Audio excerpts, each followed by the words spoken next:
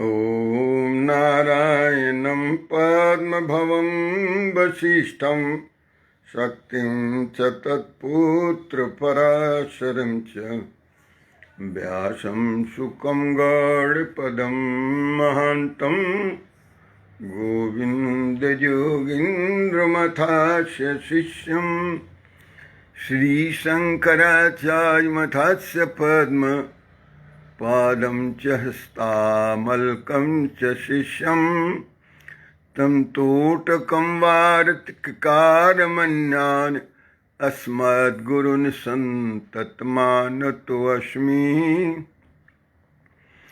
श्रुतिस्मृतिपुराणानाम् आलयं करुणालयं नमामि भगवत्पादं शङ्करं लोकशङ्करं शङ्करं शङ्कराचार्यं केशवं बादरायणं सूत्रभाष्यकृतौ वन्दे भगवन्तौ पुनः पुनः। ईश्वरो गुरुरात्मेति मूर्तिभेदविभागिने व्योमवत् व्याप्तदेहाय दक्षिणामूर्तये नमः। ॐ शान्तिः शान्तिः शान्तिः। ओम नमो नारायण। ओम नमो नारायण। भगवान आदि गुरु शंकराचार्य जी द्वारा रचित विवेक चूड़ामणि के स्वाध्याय रूपी ज्ञान यज्ञ में आप सबका हार्दिक अभिनंदन है, हार्दिक अभिवादन है, हार्दिक स्वागत है। आप सबकी उपस्थिति को प्रणाम है, आप सबकी उपस्थिति का अभिनंदन है। आप दैनिक सत्संग सभा में आके अपने को धन्य करते हैं और मुझे भी धन्य करते हैं, इसलिए आप सबका बहुत बहुत अभिनंदन। सबका नाम पढ़ दूँ जो जो लोग आए हैं, जिनकी उपस्थिति हो चुकी है। मैं देख रहा हूँ इसमें हरिद्वार से राजेश राय जी हैं और हमारे वरिष्ठ मित्र श्री टी.पी. श्रीवास्तव जी हैं, उनकी उपस्थिति को प्रणाम। और इसमें अभी नीलम दिखाई दे रही है, हाँ, तो ये तो भतीजी नहीं पोती है ये, और मंजू है, बहन है, ये दिखाई दे रहे हैं। और श्रीनिवास सिंह जी हैं, ओम नमो नारायण, आपकी उपस्थिति को भी प्रणाम है। संतोष पांडे जी हैं, आपकी उपस्थिति को प्रणाम है। मेरे सुरेश सक्करवाल जी हैं, मेरे मित्र हैं, इनको भी बहुत बहुत प्रणाम। और राजेश राय, सुरेश सक्करवाल, तेज प्रकाश जी, अजय भोंगे जी हैं, अजय भोंगे जी को भी प्रणाम। ये मिडिल ईस्ट से हैं और रोहित अस्थाना जी के माध्यम से उनके पिता श्री रविभूषण अस्थाना जी भी हैं, उनकी भी उपस्थिति को प्रणाम है। और अन्य लोग आते जाएंगे तो उनकी हाजिरी लगती जाएगी। जैसा कि हमने अधिसूचित किया है आप सबको कि आज हम विवेक चूड़ामणि के स्वाध्याय सत्र में अनुशीलन करेंगे श्लोक संख्या 117 से आगे। तो श्लोक संख्या 17 से आगे, अरे नीलम तूने बताया नहीं, टेलीफोन भी नहीं करा, उसको इनको बोलता हूँ, धनंजय से बात करूँगा, वो बताएंगे कि क्या पढ़ाई लिखाई करा है संगीत में, क्या तुम्हारे एक्सपर्टीज है। हाँ, वो तो अभी जो हम चर्चा कर रहे थे, आर्यन जो हरवाल साहब भी आ गए इंदौर से, तो अब हम लोगों की स्थिति मजबूत इसलिए हो गई, कोई बैंकर यदि आ जाता है ना तो फाइनेंशियल कंडीशन ठीक हो जाता है, तो अर्थ की चिंता नहीं रहती है। यहाँ भगवान गुरु जी के माध्यम से शिष्य को उपदेश कर रहे हैं और उसमें बता रहे हैं कि देखिए अब बहुत ये सूक्ष्म बात हो गई है, बहुत सूक्ष्म दृष्टि रखनी पड़ेगी इसे पकड़ने के लिए। एक तो व्याख्या कर रहे हैं कि भौतिक शरीर किसको कहते हैं, स्थूल शरीर किसको कहते हैं तो बता दिया, फिर सूक्ष्म शरीर किसको कहते हैं ये भी बता दिए। अब कारण शरीर की बात हो रही है, कारण शरीर किसको कहते हैं, जिसके कारण ये सूक्ष्म शरीर इस भौतिक शरीर में आया है, जिसके कारण सूक्ष्म शरीर इस भौतिक शरीर में आया है उसे कारण शरीर कहते हैं। तो कारण शरीर का कैसे अनुभव होता है, उसको कहे तो अज्ञान है, वो इग्नोरेंस है। तो वो कारण शरीर में क्या होता है, कारण शरीर को पकड़ने का प्रयास हो रहा है। और फिर उसी को पकड़ने में कहे कि जब हम सो जाते हैं ना, तो जागृत में तो होते हैं तो भौतिक शरीर से हमारा व्यापार होता है दृश्यमान जगत के साथ, और स्वप्न में होता है हमें सूक्ष्म शरीर से व्यापार, केवल मन और बुद्धि का व्यापार होता है। लेकिन सुसुप्ति में तो ये मन बुद्धि वाला भी नहीं चलता, वो भी सो जाता है, और ये भौतिक और स्थूल शरीर वाला भी सब काम ठप हो जाता है। खाली प्राण चलते रहता है, प्राण वायु सांस चलते रहता है, उसमें कहीं स्टॉप नहीं लगता। और हम कहाँ चले जाते हैं, तो हमारे सारे क्रियाकलाप कंडेंस्ड होके, घनीभूत होके, और जाके उसी में कर्ण में शरीर में बैठ जाते और सब कुछ सो जाता है। तो कारण में शरीर सुषुप्ति काल के लिए है, और स्थूल शरीर जागृत अवस्था के लिए है, और सूक्ष्म शरीर जो है वो ड्रीम स्टेट में, स्वप्न में काम करता है, और कारण शरीर सुषुप्ति में काम करता है, गहन सुषुप्ति में, गाढ़ निद्रा में, प्रगाढ़ निद्रा में। ओम नमो नारायण। प्रणाम।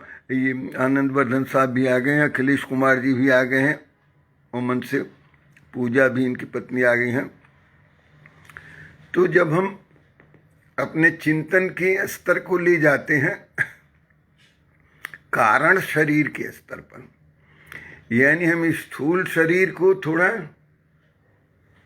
व्यवहारिक जगत से लिंक करके जागृत में एक्टिवेट करते हैं, और ये सारे फंक्शंस को जागृत अवस्था वाले को सुला देते हैं, तो हम कहाँ चले जाते हैं जी, हम ड्रीम स्टेट में चले जाते हैं। हम अनिल राय हैं मेरे भतीजे, ओम नमो नारायण, बहुत बहुत आशीर्वाद। तो जब हम ड्रीम स्टेट में जाते हैं तो वहाँ केवल सूक्ष्म शरीर फंक्शन करता है, और उसमें भी मन और बुद्धि करती है फंक्शन, और दृश्य और दृष्टा में कोई फर्क नहीं है। दृष्टा भी मन बुद्धि है, आप ही हैं, और दृश्य भी आप ही ने बनाया है, मन बुद्धि नहीं बनाया है। तो वो तेजस का स्वरूप कहलाता है। और जब आप सुसुप्ति में चले जाते हैं, जिसको गाढ़ निद्रा कहते हैं, उसमें मन का भी फंक्शन, बुद्धि का भी फंक्शन हो जाता है, सुप्त हो जाता है, और उस शरीर में आप चले जाते हैं जिसकी वजह से ये आपने सूक्ष्म शरीर इस स्थूल शरीर में स्थापित किया, वो कारण शरीर है, उसको कहते हैं कॉजल बॉडी। तो भौतिक शरीर को ग्रॉस बॉडी और मटेरियल बॉडी कहते हैं, फिजिकल बॉडी, और सूक्ष्म शरीर को सटल बॉडी कहते हैं, SUBTLE, सटल बॉडी, और कारण शरीर को कहते हैं कॉजल बॉडी, कैजुअल नहीं, कॉजल बॉडी, कॉजल बॉडी है। अब इस सब में सूक्ष्म से जैसे हम कॉजल बॉडी की ओर बढ़ रहे थे, तो गुरु जी ने शिष्य से चर्चा कर दी कि ये जो माया है सब इसी का ये खेल है, और जो आवरण लगा हुआ है और विक्षेप लगा हुआ है, ये आवरण और विक्षेप पर चर्चा होनी शुरू हो गई थी। और जी प्रणाम बड़े भाई साहब, प्रणाम। उदय बाबू कैसे हैं, सब ठीक है? तो मेरे को भी पूछते थे लोग, जैसे उदय जी को भी पूछते हैं, ये भी थोड़े ठीक ठाक ही हैं, कद काठी सी और खड़े अभी भी होते हैं तो तन के ही खड़े होते हैं, झुक के तो खड़े नहीं होते। झुक के खड़े होने वाले को कोई ये नहीं कहता था कि अब पिक्चर में क्यों नहीं गए, आप फिल्म वर्ल्ड में क्यों नहीं गए। तो हम भी अभी ऐसे खड़े होते तो कई लोग कहते कि आप भी पिक्चर में क्यों नहीं गए। ऐसे सवाल आते हैं। और कुछ लोगों के इस तरह के, वो मेरी अनुज बधुए प्रिय, बहुत बहुत आशीर्वाद। तो कौजल शरीर में जब जाते हैं तो वो माया का क्या प्रभाव होता है, शुभ शरीर पर माया का क्या प्रभाव होता है और माया क्या है, उसी क्रम में हम माया जिसको कहते हैं और जिसको हम प्रकृति कहते हैं और जिसको हम महाठगनी कहते हैं, उसको देखने लगे कि ये माया है क्या। तो ये पूरे संसार को रचने वाले जेहि बस किन्ह मैं रुमोर तोरते माया, जेहि बस किन्ह ब्रह्मांड निकाया, इस ब्रह्मांड निकाय को बस में किया। तो सब उसी के वशीभूत है माया के। माया यानी प्रकृति। और प्रकृति के अब गुण बताया कि उसके धर्म क्या क्या है, वो भी चर्चा हो रही है। लेकिन इसके गुण क्या है तो कहा कि 3 गुण है। त्रिगुणात्मिका, 3 एट्रीब्यूट्स हैं इसके। त्रिगुणात्मिका ये प्रकृति है, माया है। और तीनों गुण में क्या क्या बताइए, कहे कि एक तो तमोगुण है, रजोगुण है, सतोगुण है, यानी सत्व रजस और तमस 3 गुण है। सत्व रजस और तमस की इसमें कभी प्रधानता हो जाती है तो उसका प्रभाव अलग हो जाता है, उसका अनुभव अलग हो जाता है, उसका इन्फ्लुएंस अलग हो जाता है। रजस की हो जाती है तो अलग हो जाता है, और जब तमस की हो जाती है तो अलग हो जाता है। तो सब पर चर्चा करते करते it has boiled down to verse 117, हाँ 117वां श्लोक। तो वहाँ आज कुछ चर्चा होगी, कारण में शरीर। अच्छा, ये तो इसके सब विभाग जो किए हुए हैं ना, ये तो सूक्ष्माति सूक्ष्म है, मोलिकुलर लेवल पर भी नहीं, एटॉमिक लेवल पर नहीं, सब न्यूक्लियर लेवल पर है ये सारी चीजें, चिंतन। तो ये अति आणविक और अति सूक्ष्म, ये रौनक सिद्धार्थ है। ये ऐसे गहन विषय सुन लेंगे ही नहीं, इनको तो समझ आएगी नहीं। ये मेरे पोते हैं, they are my grandsons. तो ये लोग भी आ जाते हैं, इनको भी ढेर सारा आशीर्वाद है। सुनो, पकड़ो, समझ आए तो, ना समझ आए तो टेलीफोन कर देने कि बाबा नहीं समझ आ रहा है, क्या बात हुई, तो हम बताएंगे, चलो इसका ये मतलब होता। सो द नेचर, जिसको कहते हैं अनमैनिफेस्ट, अव्यक्त है, नेचर को हम देख नहीं रहे हैं। लोग गलतफहमी से मिसनोमर बना लिए हैं कि जो देखते हैं कहते हैं नेचर को आप खराब करें। नेचर को आप क्या खराब करिएगा, नेचर को आप बिगाड़िएगा।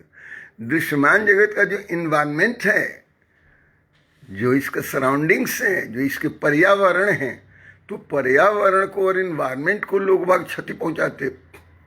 प्रकृति को पहुंचे, प्रकृति आपको क्षति पहुंचा दे, खत्म हो जाएगा। प्रकृति तो सबका कमांडर है। मया दक्षिण प्रकृति सुयते सचराचरण, जब गीता में भगवान कहते हैं कि मेरी अध्यक्षता में, तो अध्यक्ष वो है, वो करते थोड़े हैं, तो प्रेसिडेंट की तरह अध्यक्षता करते हैं। गवर्नेंस का काम जैसे प्रधानमंत्री करते हैं उसी तरह से प्रकृति करती है। अब प्रकृति की त्रिगुणात्मिका माया है उसकी, तो ये माया जो है ना, वो प्रकृति स्वयं माया है, वो दिखाई नहीं देती है, अनमैनिफेस्ट है, लेकिन पीछे की वो ड्राइविंग फोर्स है। So nature is the driving force of all these creations, जो भी क्रिएशन है सृष्टि की। अब ये त्रिगुणात्मिका जो है, आकाश राय जी हैं, बहुत बहुत स्वागत। देखिए, होता है कि कारण शरीर में और ये सत्व रजस तमस का कैसे, what is the interplay of all these 3 attributes, तीनों गुणों का क्या क्या खेल है, जरा देखते हैं। 117 से आइए प्रारंभ करते हैं। और ये इसमें आप देखेंगे कि कई जगह इन चीज़ों की पुनरावृत्ति हो रही है, सत्व की, रजस की, तमस की। गीता में भी हो रही थी, यहाँ भी हो रही है। और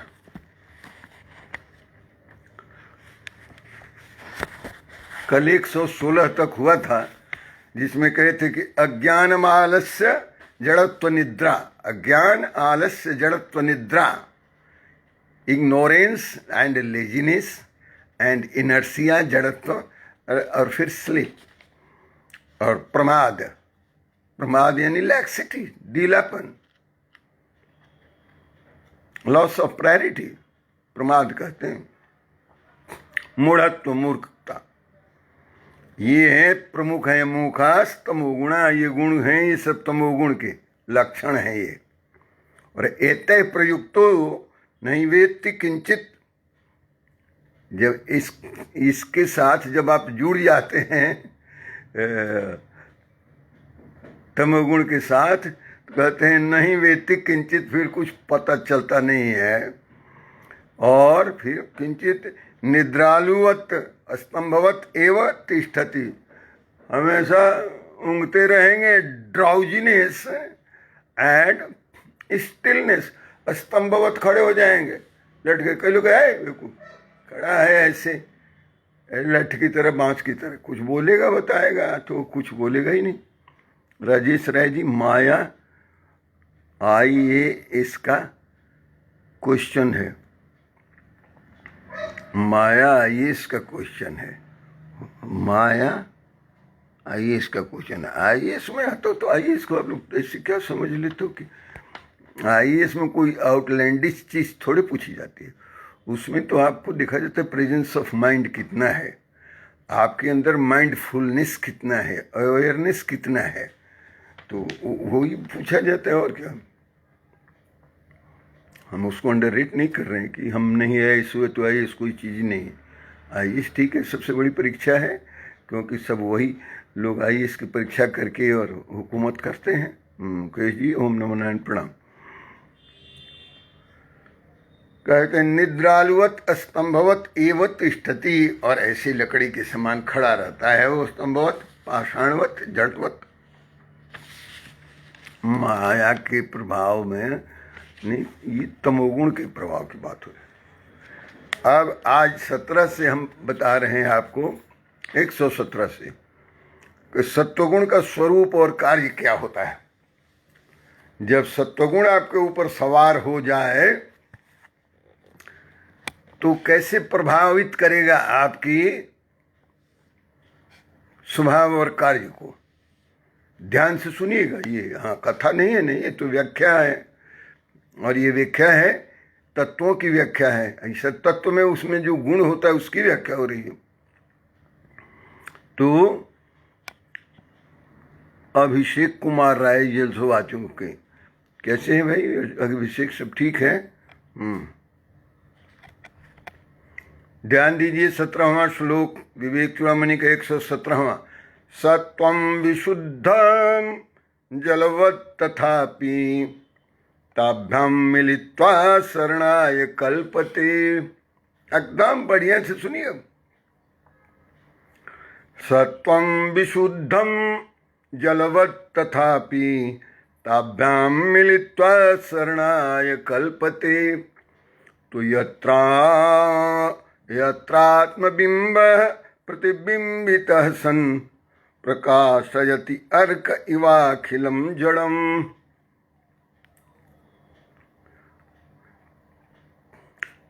मस्त हो जाइए, get fully engrossed and involved in this and be attentive also and enjoy the state. Yes, इस अवस्था का आनंद लीजिए।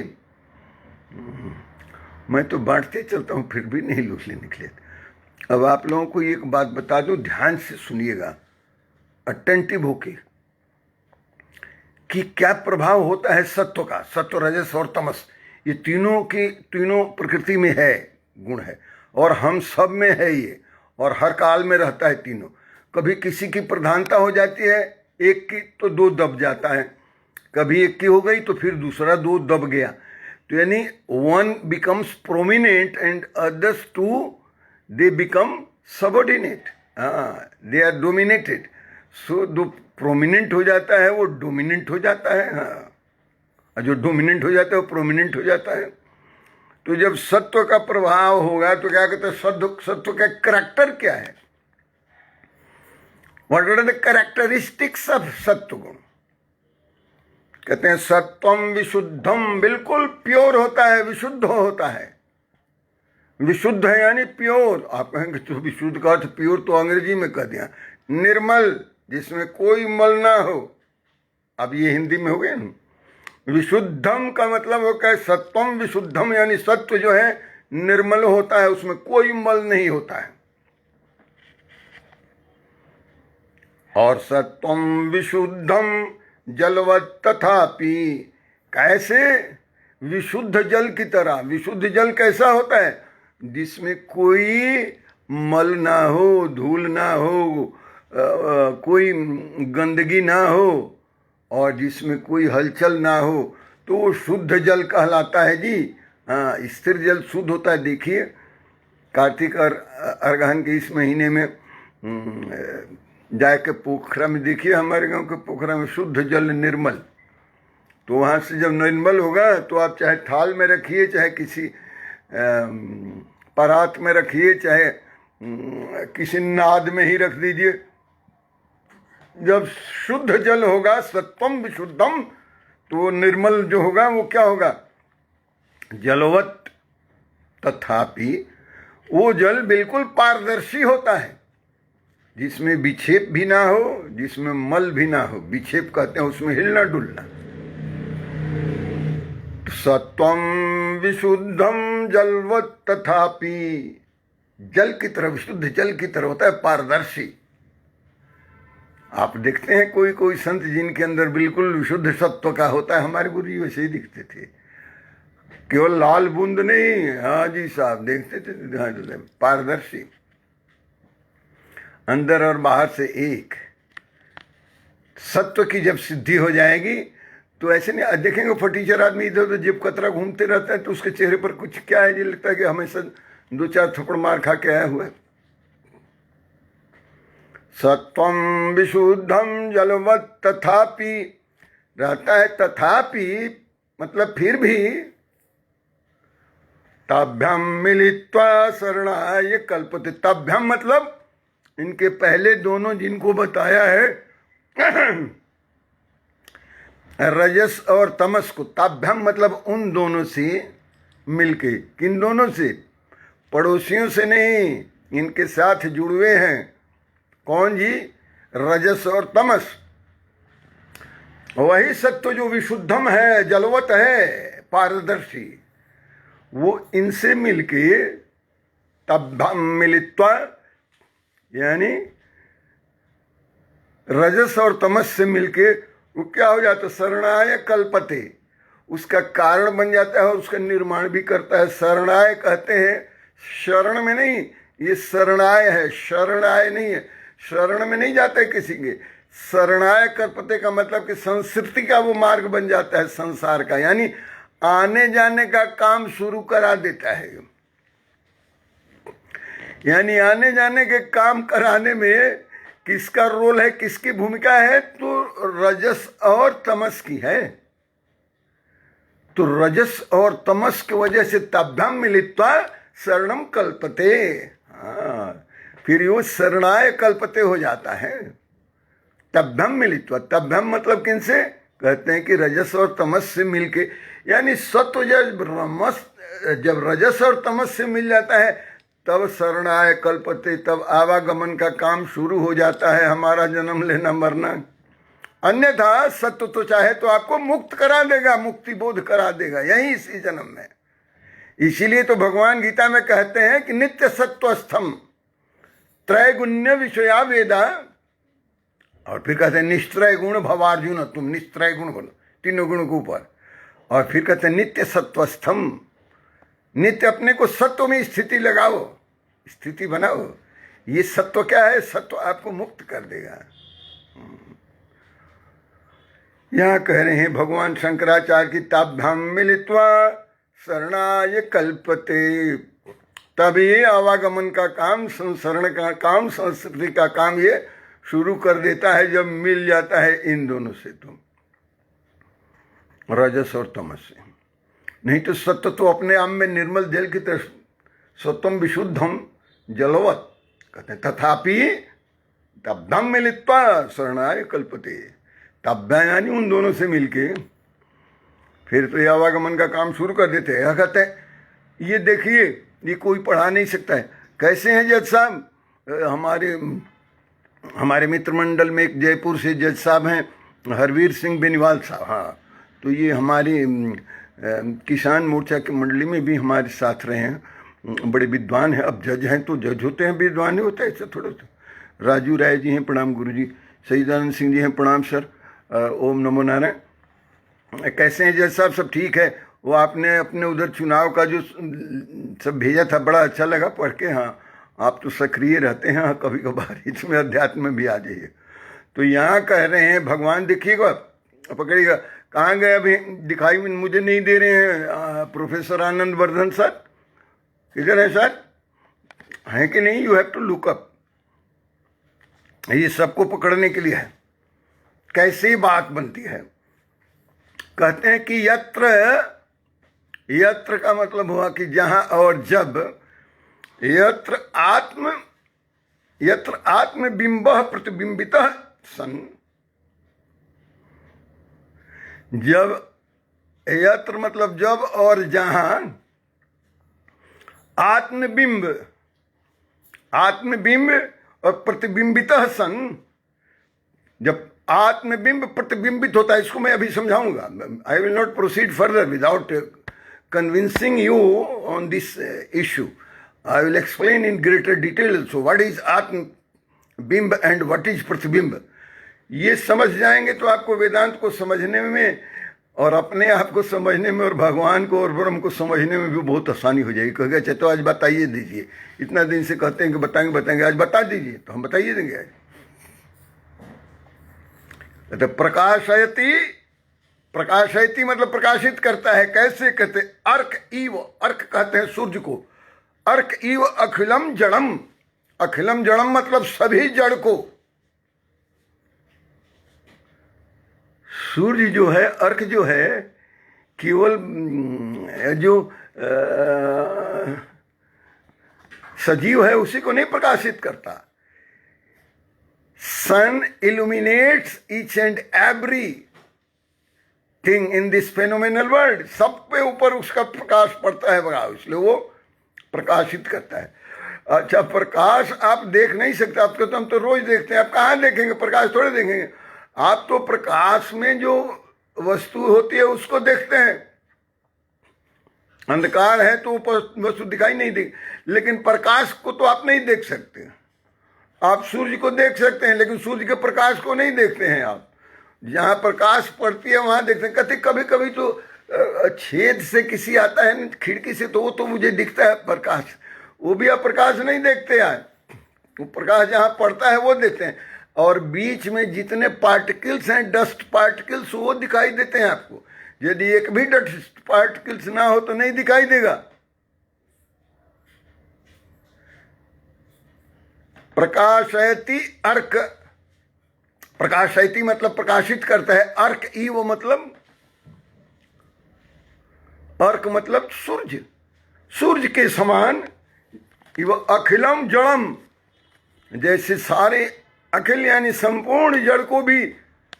तो हमारे अंदर ये मन बुद्धि अहंकार, आप सोचते हैं कि बड़ा स्मार्ट है, ये सब जड़ है। आप कहेंगे कि मेरा बुद्धि तो बड़ा ठीक है, जड़ नहीं, सब जड़ है। मन बुद्धि अहंकार चित्त सब जड़ है। तो ये फिर कैसे ही प्रकाशित होता है? कहते हैं कि ये प्रकाश रहती प्रतिबिंबित सन है। आपके अंदर जो आत्म तत्व बैठा हुआ है, परमात्मा आत्मा बन के जो बैठा हुआ है, वो प्रकाशित करता है आपके अंदर। वो आत्मा निकल गया तो प्रकाश तो बंद हो जाएगा। जीवात्मा कॉन्शियस है, वो चैतन्य है। चैतन्य आत्मा जो है आपका, वो प्रकाशित करता है किसको? कहते हैं कि यत्र आत्मबिंब, आत्मा का बिंब पड़ता है। किस पर पड़ता है? ध्यान दीजिए, बी अटेंटिव एंड फोकस। हमारे मन बुद्धि अहंकार चित्त चार जो बताया कि हमारी मेंटल फैकल्टी है, ये अलग अलग डिवाइडेड नहीं है। मन थोड़ा घनीभूत हो गया, बुद्धि हो गई, बुद्धि घनीभूत हो गया, अहंकार हो गया, अहंकार घनीभूत हो गया, चित्त बन गया। हमारे पास जो एक चित्त है, कॉन्शियसनेस का एक पट है, जैसे कहते हैं हमारे मानस पटल पर। तो आपका मानस का पटल जो है वो प्लेटफॉर्म है, और प्लेटफार्म ऐसे नई दिल्ली का प्लेटफार्म नहीं है, मन बुद्धि अहंकार चित्त से निर्मित है। और उस स्पेक्ट्रम पर, उस प्लेटफार्म पर, मन बुद्धि अहंकार के चित्त पर जब आत्मा का जो आपके अंदर बैठा हुआ है आत्मबिंब, आत्मा का बिंब जब पड़ता है तो उस बिंब को वो प्रतिबिंबित करता है और सब चीज चैतन्य हो जाता है और प्रकाशमान हो जाता है। थोड़ा सा तो जरूर समझ आया होगा। आपके अंदर में जो आत्मा बैठा हुआ है वो, उसका जब बिंब आपके चित्त पर पड़ता है ना, कॉन्शियस स्टेट पर बिंब, तो उस प्रतिबिंब में सब कुछ, तुलसीदास जी भी ज्ञान दीपक प्रसंग में बता रहे हैं कि जैसे ही जलाएंगे ना ये दीपक आत्म का, तो सब प्रकाशमान हो जाएगा। तो जैसे ही ये सूर्य दिखा रहा है सारे जगत को, दृश्यमान जगत को, जड़ या चेतन को, उसी तरह से आपके अंतःकरण में यदि जो वो कैसे होगा, वो तब होगा जब आपका तमस और रजस शांत होकर सत्व बिल्कुल निर्मलत्व पर जब पहुंच जाएगा, निर्मल हो जाएगा। उस निर्मलत्व में वो आत्म तत्व का बिंब जब पड़ेगा। कैसे हो अभिलाषा जी? सब ठीक है? अभी आपका मैंने थोड़ा वो सुना है प्रवचन, अभी बाद में सुनूंगा जो आपने वो उधर BHU वाले में बोला है वो। जी ओम नमो नारायण, प्रणाम। सो जो हमारा जो चित्त है ये रजस तमस से कलुषित है। यदि ये विमलत्व को ही प्राप्त करे रहेगा और विशुद्धम रहेगा, सत्वम विशुद्धम जलत जलवत तथापि, तो यदि उससे वो मेल ना करेगा तब हम मिलित्वा जरणाय शरणाय कल्पते, नहीं मेल करेगा तो क्या करेगा? तो जब सत्व में रहेगा, निर्मलत्व में रहेगा, तो उस पर जब बिंब पड़ेगा तो सीधा बिंब पड़ेगा और उसका जो प्रतिबिंब होगा उसमें प्रकाश हो जाएगा उस प्रतिबिंब का। और हम सब सूर्य का प्रतिबिंब का ही तो देखते हैं, प्रकाश नहीं देखते। प्रकाश जिसको प्रकाशित करता है हम वो देखते हैं, हम वस्तु देखते हैं। प्रकाश हम कहाँ देखते हैं?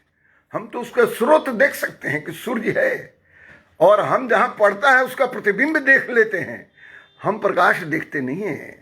वैसे ही हमारे अंतःकरण में जब हमारा चित्त प्यूरिटीज से बिल्कुल प्यूरिटी से बिल्कुल full of purities and all impurities and turbulence are removed, और जब बिल्कुल शांत हो जाता है चित्त और सत्व से ही स्थित रहता है, तमोगुण रजोगुण को दबा देता है, उस पर जब बिंब पड़ता है आत्मा का जो प्रकाश पड़ता है, बिंब कहते हैं प्रकाश को।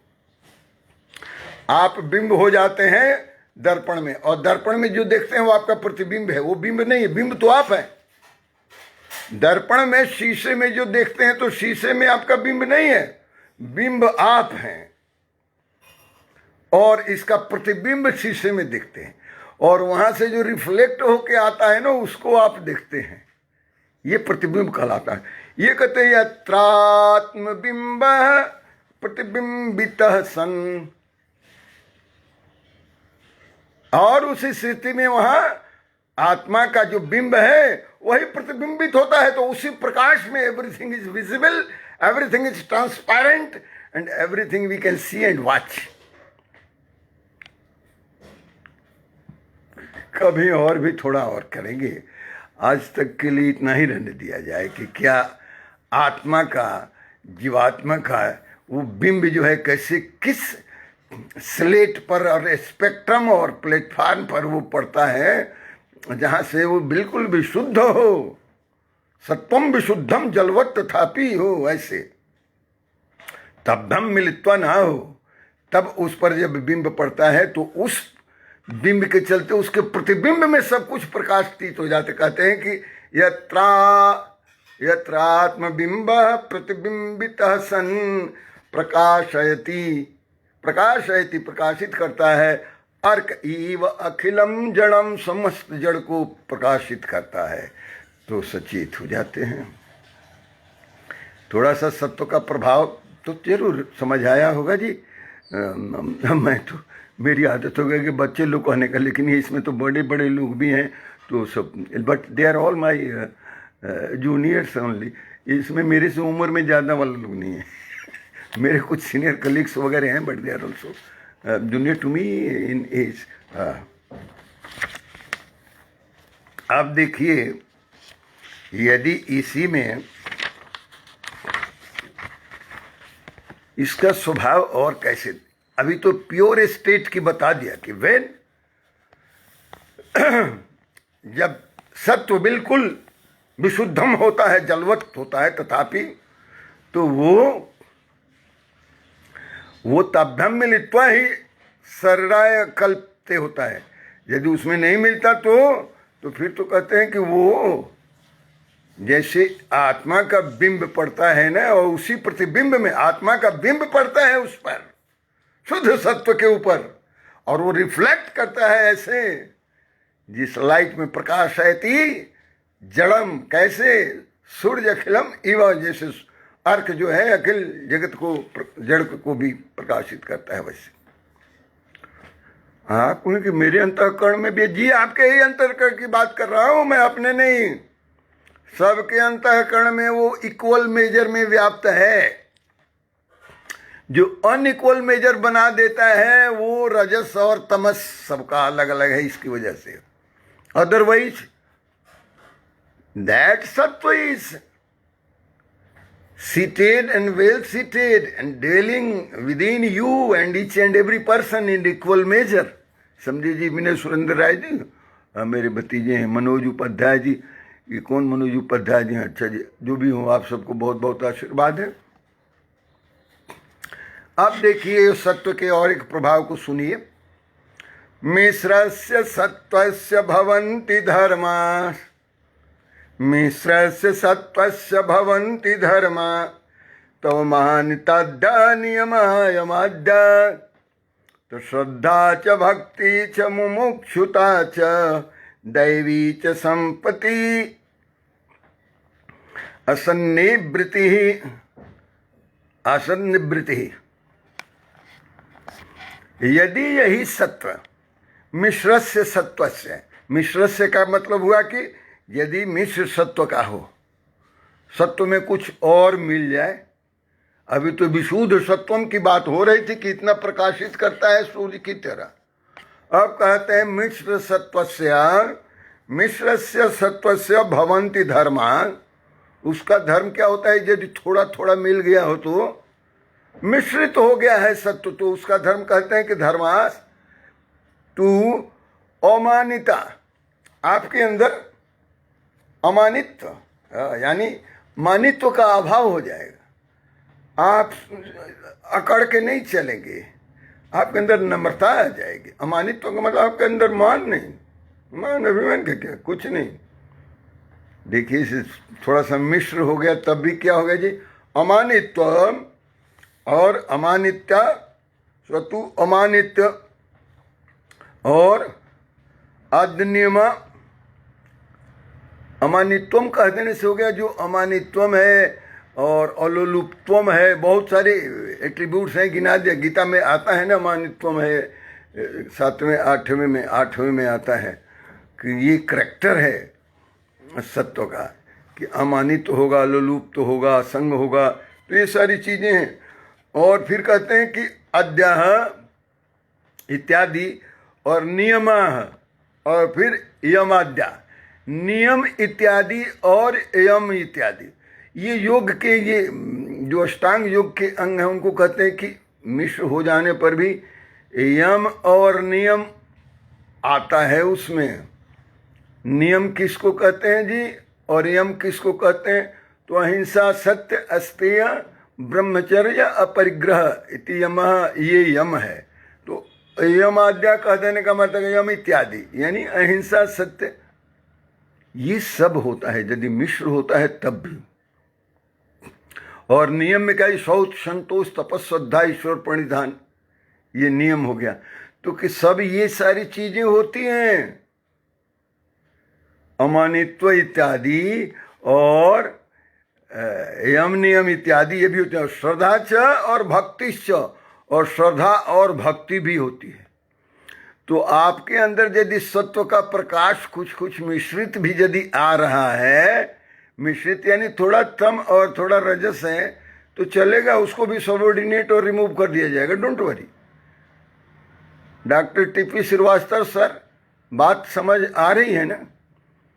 यदि मिश्र भी है ये सत्व, थोड़ा थोड़ा तमस और रजस है, तब भी यम और नियम और अमानित्व और फिर भक्ति और फिर कहते हैं कि श्रद्धा, ये सारी चीजें मिलकर मुमुक्षुता, मुक्ति की इच्छा होना, मुक्त होना नहीं, मुक्ति की इच्छा होना, मुमुक्षा उसको कहते हैं, मुमुक्षा, मुक्ति की इच्छा होना, ये सारी चीजें लाइंड अप हो जाती हैं when you are practicing all these things, यम नियम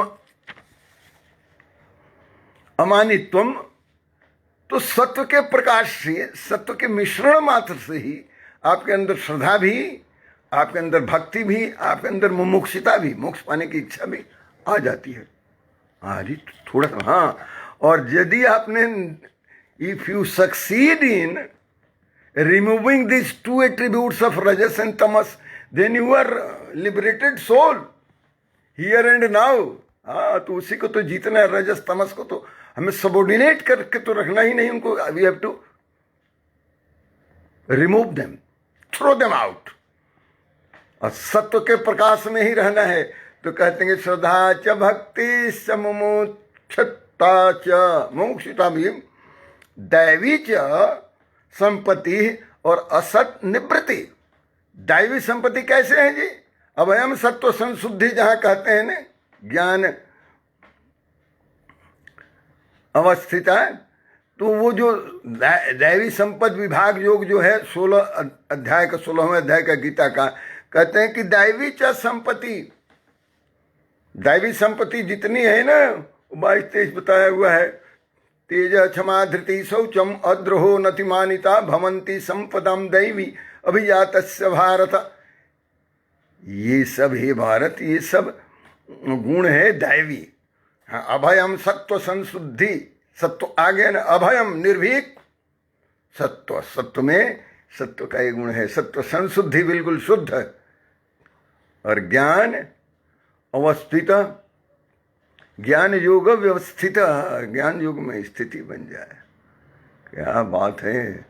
फिर कहते हैं इसी को कि तेज क्षमा धृति शौचम अद्रोहो नतिमानिता भवंती संपदाम दैवी। अभी ये सब दैवी संपदा है। कहते हैं कि दैवी च संपत्ति, श्रद्धा भक्ति मुमुक्षुता ये तो आती है, दैवी संपदा भी सब आ जाती है आपके पास। आपको हम तो दूसरे सब संपदा जोड़ने में लगे हुए थे, नोट गिनने में, और आप कह रहे हैं दैवी संपदा, उसमें नोट का तो कोई बात है नहीं। अरे वो तो व्यवहारिक जगत की बात है गई। ये जो संपदा है ना, दैवी संपदा, ये तो तेज क्षमा धृति शौचम अद्रोहो नतिमानिता वाला है, अभयम सत्व संशुद्धि वाला है। ये आ जाएगा जब संपदे यम नियम के आने से। शौच संतोष को ही बड़ा समझते हैं, यहाँ तो नियम में ही संतोष लपेट लिया। शौच संतोष तपस्या अध्याय ईश्वर प्रणिधान, उसी को श्रद्धा च भक्ति च मुमुक्षुता, फिर कहते दैविंग च संपत्ति ही, दैवी संपत्ति भी आ जाती है। फिर क्या कहते हैं, और असत निवृत्ति च, और निवृत्ति किससे होती है? असत से, अनित्य से, असत से निवृत्ति हो जाती है। दैवी से तो आपकी दैवी संपत्ति तो आपको प्राप्त हो जाती है, और असत से निवृत्ति हो जाती है। जितना असत कहते हैं इम्प्योर चीजें जितनी भी हैं ना, अनित्य चीजें जितने, जितना कचरा है ना, छट जाता है। मैं कई बार बड़ा सिंपल भाषा में बात करता हूँ, जो कचरा सब छट जाता है और सब प्योर वाला रह जाता है। हाँ ये सर, हाँ टीपी सर, हाँ बात तो ठीक ही है। अभी देखिए, जहाँ कहीं कुछ क्लिष्ट लगे तो आप लिख दीजिएगा, बाद में भी लिख सकते हैं। मीना है मेरी पुत्र वधू है, बहुत बहुत आशीर्वाद। अशोक राय जी को भी ढेर सारा आशीर्वाद। अशोक राय कई जी लोग हैं। उधर मैं देख रहा हूँ कृष्ण चंद्र कुमार जी भी दिखाई दे रहे हैं, जितेंद्र भेलोरिया जी भी दिखाई दे रहे हैं, शोभा उपल टंडन जी भी दिखाई दे रही हैं। तो आप सबकी भी उपस्थिति को प्रणाम है। और आइए देखिए, पहले शुद्ध सत्व की बात हो रही थी कि उसमें इतना प्रकाश है, और दूसरे में ये है कि थोड़ा मिश्रित भी है ना, यदि रजस तमस, तो भी इसमें दैवी शक्ति आ जाती है, डिवाइन प्रॉपर्टीज आ जाती हैं, डिवाइन क्वालिटीज आ जाती हैं। क्या तेजस्मा धृति शौचम अद्रोहो नतिमानिता और अभयम सत्व संशुद्धि, ये सारी चीजें आ जाती हैं। और कर मिश्रस्य सत्वस्य, जो मिश्रित सत्व का प्रभाव है ये बता रहे इतना। आगे बताएंगे 19 में विशुद्ध सत्व, उधर में शुद्ध शुरू में बताए, फिर यहाँ बता रहे कि विशुद्ध सत्व का देखिए क्या करता है। मिश्रित सत्व का तो ये गुण है, और विशुद्ध सत्व का देखिए, जहाँ सत्व अधिक मात्रा में होता है वहाँ क्या होता है जी, विशुद्ध सत्वस्य गुणा प्रसाद, विशुद्ध सत्वस्य गुणा प्रसाद, स्वात्मानुभूति ही परम प्रशांति। तभी तो कहते हैं नित्य संशुद्धि। हाँ, नित्य सत्वम नित्य तिष्ठ कह रहे हैं कि त्रैगुण्य विषया वेदा निस्त्रैगुण भवार्जुन नित्य सत्वस्थम निर्द्वंद्व नित्य सत्वस्थम, निर्द्वंद्व और नित्य सत्वस्थम, नित्य सत्वस्थ हो जाओ। यहाँ सत्य के कहते विशुद्ध, विशुद्ध सत्वस्य गुणा प्रसाद, सत्वा स्वात्मानुभूति परमा प्रशांति, तो तृप्ति प्रहर्ष परमात्मनिष्ठा, तृप्ति प्रहर्ष परमात्मनिष्ठा, यया सदानंद रसम संवृक्षति। सदानंद, सदैव जिस आनंद में रहे सदानंद, वो कहलाता है, वही ब्रह्मानंद है। संवृक्षति, उसको प्राप्त कर लेता है, उसको पहुंच जाता है। कौन जी? कहते हैं कि जिसके विशुद्ध सत्व में जिसकी स्थिति बन जाए, विशुद्ध सत्व, प्योर सत्व, तमस नहीं हो, रजस नहीं हो, तो क्या होता है, सत्व से गुणा प्रसाद। उसका गुण है कि प्रसन्नता बनी रहेगी। आप कई संतों को देखेंगे कि वो अकारण हंसते और मुस्कुराते रहते हैं, लोग समझेंगे कि क्यों मुस्कुरा रहे हैं, हंस रहे हैं, वो सत्व की स्थिति में है। कई बार आप कई लोग कहते हैं कि जोगी जी इतना भयानक भयानक घटना होते रहती है, खाली मुस्कुराते रहते हैं, वो जोगी हैं। आप उनके स्टेट ऑफ माइंड में पहुंचो तो आप भी ऐसे ही मुस्कुराते रहेंगे भयानक स्थिति में भी, क्योंकि उस सत्व में स्थित रहते हैं। मैं जोगी जी का कोई स्पोक्स पर्सन थोड़ी हूँ, मैं जोगी जी का स्पोक्स पर्सन नहीं हूँ, नहीं मैं भाई भगत हूँ। मैं तो मैं तो आपको इंस्टांस बता रहा हूँ कि कई लोग आपको जो प्रसाद, सदैव सत्व में जिनकी स्थिति बन जाती है, वो सदैव प्रसाद है उसका। उसका क्या उसका लक्षण है? कहते हैं कि विशुद्ध सत्वस्य गुणा प्रसाद, प्रसाद यानी प्रसन्नता, सदैव प्रसन्न रहता है व्यक्ति। हमारे गुरु जी प्रसन्न नहीं रहते यार, अब बच्चों की तरह रहते हैं, जिसको बाल सुलभ हंसी कहते हैं ना। अच्छा, कई लोगों को तो जिंदगी भर में हंसने का मौका ही नहीं मिलता, इतने तनाव से ग्रसित रहते हैं कि हंसते ही नहीं। बहुत लोगों ने कसम खा लिया नहीं हंसने का। जानते हैं वो अंग्रेजों के टाइम में हंसने के लिए मनाही थी। जो ICS लोग होते थे जी, कुमार जी, कृष्ण चंद्र कुमार जी सुन रहे हैं? हाँ, जो ICS करते थे ना जी, सिलेक्शन होता था, जैसे अभी IAS है, तो अंग्रेजों के ज़माने में ICS नाम रखा था, इंडियन सिविल सर्विस। तो जो लोगों का सिलेक्शन होता था तो उनको वहाँ ट्रेनिंग में टिप्स दिए जाते थे कि देखिए आप लोग जाके दांत मत फाड़िएगा वहाँ जनता में, आप कोई नेता वता नहीं है, समझे, और साधु नहीं है, आपको प्रशासक और शासक और एडमिनिस्ट्रेटर बना के भेजा जाए, दांत नहीं फाड़ना है। और ये प्रहसन और हास्य विनोद को वैसे भी महाभारत में भी मना किया है कि प्रशासक का गुण नहीं है, प्रशासक को तो सख्त रहना है। Upper lip stiff upper lip stiff का मतलब होता है कि ऊपर का ओठ उसका हमेशा तना हुआ होना चाहिए ऐसे, ताकि उसका भयानक चेहरा हो, क्योंकि तब तो कलेक्टर बनेगा। तो उसका नाम कलेक्टर था क्योंकि वो काम कलेक्टर का करता था। तो उनको हिदायत दी गई थी कि देखिए आप जनता में हंसेंगे नहीं, अपने क्लबों में भी हंसने में कमी रखेंगे, लेकिन आपको हंसने की इच्छा होगी तो साल 2 साल में कभी इंग्लैंड घूमने आइएगा तो यहाँ हंसीएगा। और 3 साल जो चुपचाप रहेंगे बिना हंसी के, 3 साल के बाद जाएंगे, क्या हो जाएगा जी, पता चला कि अरे वो कौन सा एक डॉक्टर सचिदानंद सिंह साहब हैं, डॉक्टर साहब वो कौन सा एक सिक्रेशन होता है वो फ्लूइड का, एल्डरीन है या क्या है, एल्ड्रेनेलिन है या क्या है, मेरे को नहीं आता कहने।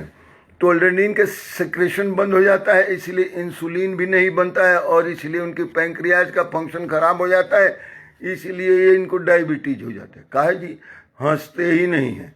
तो हंसने से पैंक्रियाज का फंक्शन, सारे ग्लैंड्स का फंक्शन इंप्रूव होता है, सारे ग्लैंड्स का, हाँ, हंसने से। तो ये प्रसन्न का मतलब होता है प्रसन्न रहने का, हमेशा प्रसन्न। कहते हैं इसका क्या प्रसाद है ये, तो कहते गुणा प्रसाद है, विशुद्ध सत्य से गुणा प्रसाद है, हमेशा प्रसाद है। और हमेशा गुस्से में बन के बैठे रहेंगे तो आपके बहुत सारे ग्लैंड्स के फंक्शन बिगड़ जाते हैं। अब बिगड़ जाते तो यही इंग्लैंड से तो ये बीमारी ले सब, ICS वाले, उसके बाद IAS वालों को हो गया और लोगों को हो गया, सब तनावग्रस्त हो गए, जीवन पद्धति बदल दिया, अंग्रेजी नुमा बना लिए तो मर रहे हैं, डायबिटीज और फटला ढिमका। क्या हो गया जी, अब मिठाई खाने का बंद है तो खाइए, अब क्यों खाने का बंद है, डायबिटीज हो गया है, डॉक्टर ने मना कर। हमारे डॉक्टर सचिदानंद सिंह साहब कहते हैं कि नहीं, कोई डायबिटीज नहीं, खाइए मिठाई खूब, आपको कोई डायबिटीज नहीं, किसी को भी नहीं है। ये डॉक्टर साहब हैं जो एम्स वाले, नहीं, डॉक्टर सचिदानंद सिंह साहब जो भुवनेश्वर से आते हैं, अपने ग्रुप में हैं, बड़े विद्वान भी हैं और डॉक्टर भी हैं, और कुछ लिख के और भी बताते रहते हैं हम लोगों को। ये कभी टेलीफोन पर भी कभी बता देते हैं कि ऐसे रहिए वैसे रहिए, हाँ, कई बार हम टेलीफोन कर लेते हैं। तो इसीलिए तो ये मित्रमंडल बना है। यहाँ कह रहे हैं कि आपको सबसे पहला जो गुण है इसका प्रसाद है। प्रसाद का अर्थ आप समझते होंगे कुछ मिल गया कथा में और बूंदी मिल गया, लड्डू मिल गया, वो प्रसाद नहीं। प्रसाद का अर्थ कृपा होता है, कृपा का अर्थ प्रसन्नता होता है, प्रसन्नता का अर्थ आनंद होता है, ऐसे नहीं होता है। तो कहते हैं सबसे पहला गुण क्या है जी, तो विशुद्ध सत्व से गुणा प्रसाद, आप प्रसन्न रहेंगे, प्रसन्न चित्त रहेंगे, और स्वात्मानुभूति ही परमा प्रशांति, परम शांत रहेंगे, अपने ही अनुभव होगा। स्वात्मानुभूति का मतलब आत्मानुभूति आपको स्वयं हो जाएगा कि अंतःकरण में प्रकाश है आपके। अभी बताया था ना कि उसका जो बिंब का जो प्रतिबिंब बनता है ना, तो उसमें प्रकाश हो जाते हैं, उसी में स्वात्मानुभूति ही परमा प्रशांति, परम प्रशांति हो जाती है, शांत हो जाते हैं। हाँ, बैठ गए तो आसन में बैठ गए तो बैठ गए, परम प्रशांति हो जाती है, शांति चित्त हो जाते हैं आत्मानुभूति की वजह से। और क्या होता है, कहते हैं तृप्ति ही, तृप्ति उसको कहते हैं कि और उसको कुछ भोग नहीं चाहिए, अब वो तृप्त हो गया। भोजन के बाद तृप्ति होती है, बहुत सारी चीजें हैं काम है जिनके बाद तृप्ति होती है। तो तृप्ति का अर्थ भी प्रसन्नता ही है, आनंद भी है, ये भी एक आनंद है। भोजनांते शयनांते, भोजन के अंत में भी होता है और शयन के अंत में भी होता है तृप्ति, आनंद का भाव होता है। अब कुछ खाते तो नहीं, सब कैसा लगा जी, बड़ा आनंद है क्या जी, खूब सोए थे, अच्छा। तो तृप्ति ही और प्रहर्ष, बहुत हर्ष होना, प्रहर्षित होना, प्रफुल्लित होना, प्रसन्नता। क्या चाहिए आपको, प्रसन्नता, तृप्ति, प्रफुल्लता, आत्मानुभूति, प्रशांति। So these are all effects of sattva. कौन सा, विशुद्ध सत्व। तो विशुद्ध सत्व से गुणा प्रसाद, स्वात्मानुभूति, परमा प्रशांति, और तृप्ति, प्रहर्ष, परमात्मा निष्ठा। तब परमात्मा में भी निष्ठा बन जाती है, जब आपको नित्य सत्व में आप बन जाएंगे, तृप्ति हो जाएगी, प्रहर्षण हो जाएगा, प्रफुल्लित हो जाएंगे, तो परमात्म तत्व में भी आपकी निष्ठा बन जाएगी कि हाँ परमात्मा का तत्व है। क्योंकि आत्मा की ये अनुभूति हो गई तो परमात्मा में निष्ठा बन जाएगी। तब कहते हैं या मतलब जिसके द्वारा जब ये निष्ठा बन जाएगी तो ये सारी चीजें जब लाइंड अप हो जाती हैं इन सीक्वेंस, तो क्या होता है? कहते हैं या सदानंद रसम संवृक्षति, सदानंद रस की अनुभूति होती रहती है, सदा आनंद रस की प्राप्ति होती रहती है। शुद्ध सत्व में बड़ा आनंद आता है, क्योंकि हम तो कभी शुद्ध में, हम तो तमोगुण रजोगुण में ही उलझे हुए हैं, ये अभी सरिया नहीं पा रहे हैं, बड़ा लपेट रखा है तमोगुण रजोगुण ने। तो छोड़िए उसको, रजोगुण तमोगुण को, अब क्या के ढोए जा रहे हैं। 70 साल 75 साल के हो गए, कहने को अभी तमोगुण है, हमको नहीं छोड़ रहा है। आप नहीं छोड़े तमोगुण को, आपको कहने छोड़। 70 हो गए, 75 हो गए, 80 हो गए, अभी घर छोड़ने आए, घर नहीं छोड़ रहा है। घर का नहीं छोड़ रहा है आपको, आप तो नहीं छोड़ रहे हैं, तो आपको साधु होने का थेड़ कहा जाता है। आप सत्व में स्थिति बनाइए अपनी, नित्य सत्व सम निर्द्वंद्व अनित्य सत्वस्थम। कन्फ्लिक्ट में मत रहिए, ड्युअलिटी में मत रहिए, बिल्कुल डिसीजन मेकिंग परफेक्ट होना चाहिए। और नित्य सत्वस्थम, कैसे सत्व? विशुद्ध सत्वम, और इसका गुण प्रसाद है, इसका गुण प्रसाद है। और क्या क्या है जी? स्वत्मानुभूति ही है, और परमा शांति है, और तृप्ति भी है, और प्रहर्ष भी है, फिर तो परमात्मा निष्ठा भी है। और जब इस तरह से आपके भाव हो जाएंगे तो यया सदानंद रसम संवृक्षति, आप सदा आनंद रस में ही डूबे रहेंगे। आप कहेंगे कि हमको कोई मक्खी की तरह निकाल के फेंक दे रहे, वो रस में नहीं। आनंद रस में डूबना का मतलब ये नहीं होता है कि आप कढ़ाई के रस में डूब जाएं मक्खी की तरह। मक्खी डूब जाएगी तो उखाड़ निकाल के फेंक देगा वो। आप आनंद के रस में डूबे रहेंगे और सदैव प्रसन्न रहेंगे। आज का आखिरी श्लोक अब छोड़ देते हैं, 119 9 बज गया, और आप लोग कहीं 119 कर या 20 भी कर देते हैं। लेकिन ये कारण शरीर का स्वरूप है, इसमें कल आपको ले चलते हैं। आज अभी सत्व के मिश्र गुण क्या हैं और सत्व के विशुद्ध गुण क्या हैं, ये आपसे हमारी बात हुई है, और पक्का आप इसके साथ जुड़े रहिए।